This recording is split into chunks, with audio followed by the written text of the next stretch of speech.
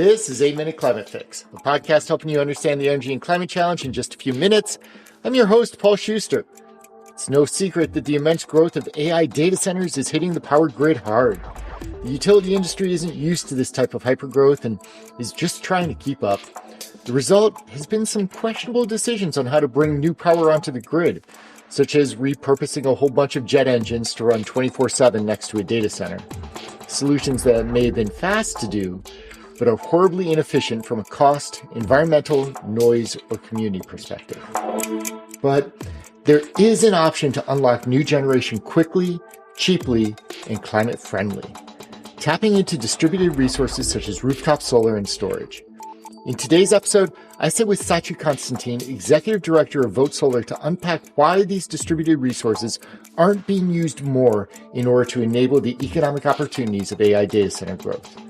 As a reminder, you can access the entirety of Sachu's interview on our sister podcast, More Than 8 Minutes. 8 minutes. It's how long it takes the sun's rays to hit Earth, or about how long it takes for the global AI industry to draw nearly 240 gigawatts of power. And Deloitte expects that number to increase 30 times by 2030. We need all tools in the belt to handle this one. Let's get it on. The rise of AI has brought with it unprecedented challenges for our power grid. For the past few decades, utilities have experienced relatively flat demand growth on their networks, thanks in no small part to increased energy efficiency measures that have kept power consumption down even as we're plugging more things in than ever before. That dynamic has changed, though, as the build-out of data centers is accelerating. This is a huge challenge for our electric system because it's not just the amount of power demand coming onto the grid, but how that demand is showing up at different times and with different needs, as Sachu explains. The grid is this very complex machine that has to balance both the generation and the demand. That's how the electricity system works. We have the same energy going in as is being used at any given time. So we're all about balancing that. Historically, our grid has grown up by building big fossil combustion plants, whether it was coal or gas, maybe some hydro thrown in there. And it kind of, we set a base load and we had some peaking capacity, and we just balanced the generation to the load. Where we are right now in that grid frame is that we have first of all, more load coming on at a record pace, whether it's data centers or all the electrification that you mentioned, these large load interconnections. And that demand, that load, is more flexible. It requires more flexibility. It has to operate in different ways at different times. Well, at the same time that that's happening, we've got more flexible types of generation, both in terms of where the generation happens and how it happens, and what the source of power is. So we're actually facing a really great opportunity. Load growth is, if taken the right way and if policy accounts for it, can be a very good thing. It means you're using the assets on the grid more effectively. As this new demand comes online, Sachu argues that the best way to address the need for more generation is to tap into distributed resources, solar on rooftops attached to batteries, operating at the grid edge, and providing that flexibility. But what's interesting is that these distributed assets also address two of the other really big concerns of data centers: speed and cost. New fossil-fired generation has 5 to 8 year development timelines. We know the long timelines for nuclear. We know already what the constraints on the system are for meeting this new growing demand, as you say. There is a fact out there that is really important, and that is that the fastest growing source of new energy globally, and the cheapest source of new energy globally, and the most flexible source of energy globally is solar.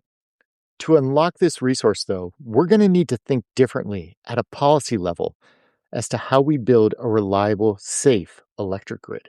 There is a thumb on the scale, and it is, unfortunately, it is giving a lot of credit to and assigning benefit to fossil-fired resources without really dealing with the negative side of having more pollution, having a dependence on a global commodity that has a lot of fuel risk and price risk inherent in it, right? So the outcomes of these markets that determine how much and which resources enter into the queue is something that we really need to focus on. Efficiency should be our goal. in policy. Efficiency should be what markets yield. They should yield an efficient solution. So if we're getting inefficient solutions, it means there's a market or a policy distortion somewhere allowing that inefficient solution to happen. We continue to see overly cautious and suspicious commissions deny the power of these virtual power plants, of this distributed network, to continually undercount or underplay the existence of these resources on the system and go for what they plausibly, I guess, think is the safer, better way. Shifting that mindset towards one of embracing the distributed opportunity is starting to happen. And Sachu lays out a few actions that we can take to accelerate that even further. We can build on that by creating more deployment opportunities. That means addressing things like permitting reform and interconnection reform, fixing the queues in the MISO area, which is what legislation like the Clean and Reliable Grid Affordability Act in Illinois does. We can authorize the utilities to take advantage of third-party customer-owned assets like even front-of-the-meter batteries or solar plants or community plants. We are also seeing, and I think this is really important, we're seeing the regulators who ultimately have to agree to these large load interconnections, right? And the state government apparatus, like the Michigan PSC, the Public Service Commission in Michigan, telling utilities that when they are planning on meeting this new load, if they don't include a distributed virtual power plant option, their plans may be denied. For utilities and regions looking to keep up with demand growth, distributed solar has a lot of benefits. But why not just require data centers to bring their own power in the first place? Why can't these developers be the ones investing in new generation rather than the larger utility? It's not that data centers shouldn't bring their own generation, but it may not be the silver bullet that everyone hopes it would be. For one thing, the data center still needs to connect to the broader grid, even if just for backup power situations. And those scenarios require infrastructure build out. But even despite that, building entire power systems behind the meter at a data center may be the most inefficient way to build large infrastructure that you could possibly imagine.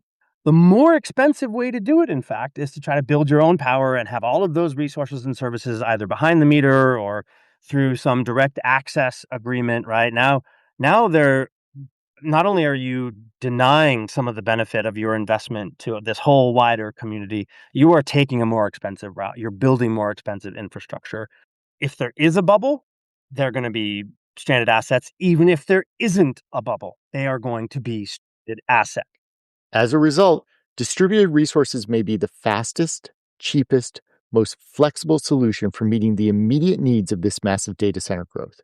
It's going to require some coordination and different approaches, but it's impossible for solar not to play a huge role over the next few years. Over the next 5 years, we are going to see a growing chorus of organized, united communities understanding their needs, demanding more access to solar. We are going to see, I believe, commissions being convinced of the viability of now these assets that people are demanding being used in their planning purposes, and they're going to hold utilities accountable to that. Data center load growth isn't going to happen without distributed solar. I'm Paul Schuster, and this has been your 8 Minutes.